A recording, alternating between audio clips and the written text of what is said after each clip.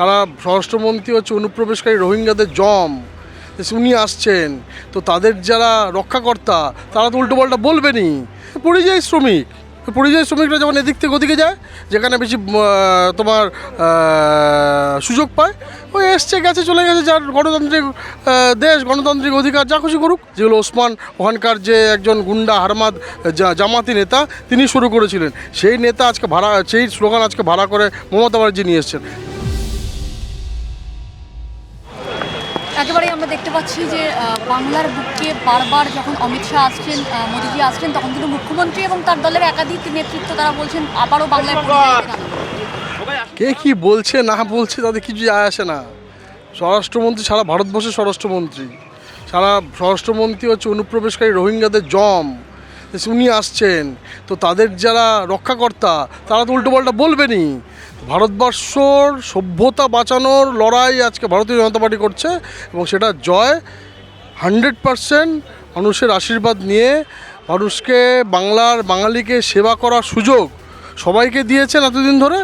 এই বছর 2026-এ কালকে থেকে শুরু হবে 2026-এর নির্বাচনে বাঙালিকে সেবা করার সুযোগ বাঙালিরা ভারতীয় জনতা পার্টিকেই দেবে, যেই পার্টির প্রতিষ্ঠাতা একজন বাঙালি। এবং সাউথ কলকাতা, এই যে তুমি যেই মাটিতে দাঁড়িয়ে কথা বলছো, সেই মাটি থেকে নাকি জয় বাংলা স্লোগানকে ভয় পাচ্ছে।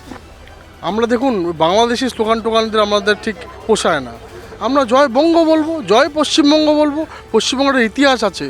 ওই আমরা যারা উদ্বাস্তুরা মাথায় স্ট্যাম্প পরে গেছিলো না, উদ্বাস্তু বাংলাদেশ থেকে তাড়িয়ে দেওয়া হয়েছে, তার জন্য হিন্দু বাঙালি হোমল্যান্ড, তার জন্য পশ্চিমবঙ্গ, সেই জন্য ইস্টবেঙ্গল নাম। তো সুতরাং এই কথাগুলোকে ভুলিয়ে দেওয়ার জন্য জয় বাংলা, যেগুলো ওসমান ওখানকার যে একজন গুন্ডা হারমাদ জামাতি নেতা তিনি শুরু করেছিলেন, সেই নেতা সেই স্লোগান আজকে ভাড়া করে মমতা ব্যানার্জি নিয়ে এসছেন।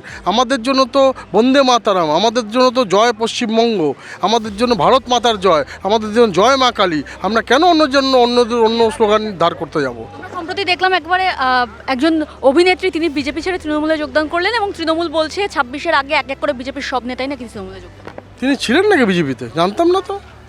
পরিযায়ী শ্রমিকরা যখন এদিক থেকে ওদিকে যায়, যেখানে বেশি তোমার সুযোগ পায়, ওই এসছে গেছে চলে গেছে, যার গণতান্ত্রিক দেশ, গণতান্ত্রিক অধিকার, যা খুশি করুক। অবশ্যই যাকে আমরা ধারণ করি সেটাই ধর্ম, ভারতীয়ত্বটাই আমাদের কাছে ধর্ম। কিন্তু মুখ্যমন্ত্রীর মতো আমরা হিন্দু ধর্মকে গান্ধা ধর্ম বলি না। প্রত্যেকটা ধর্মই আমাদের কাছে একটা আস্থার জায়গা। আমরা নিজের ধর্মে বিশ্বাস করি, অন্য ধর্মকে শ্রদ্ধা করি। দেখুন, মুখ্যমন্ত্রী যেদিকে ওদিকে বাবরি মসজিদ তৈরি করার সাহায্য করছেন, আবার দুর্গাঙ্গন তৈরি করছেন। আসলে যতই উনি সরকারিভাবে কোনো মন্দির তৈরি করা যায় না, কনস্টিটিউশন মেনে হয়, ওনাকে যেহেতু হিন্দুরা বিশ্বাস করবে না, সেই জন্য সবার ট্যাক্সের টাকায়, সেই ট্যাক্সের যে টাকা দেওয়া হয় সেখানে মুসলমানদেরও ট্যাক্সের টাকা আছে, হিন্দুরও ট্যাক্সের টাকা আছে। সেই জন্যই যেখানে তৈরি করার কথা ছিল সেখান থেকে সরাতে বাধ্য হয়েছে, বিকজ সেখানকার মুসলমানরা চায়নি। সত্যিই তো কেন চাইবে যে একটা দুর্গা মন্দিরের হোক, তাদের ধর্মের বাধা দেয়। তো সুতরাং উনি তো সেটা বারবার করে যাচ্ছেন। আসলে উনি হিন্দুদের ভোটকে টার্গেট করার চেষ্টা করছেন, কোনো লাভ হবে না। হিন্দু, মুসলমান, শিখ, ইসাই নির্বিশেষে পশ্চিমবঙ্গ বাঁচানোর জন্য ভারতীয়রা, প্রত্যেকে যারা ভারতীয়, তারা পশ্চিমবঙ্গে এই যে ভারতীয় জনতা পার্টিকে ভোট দেবেন আগামী নতুন সোনার বাংলা তৈরি করার জন্য।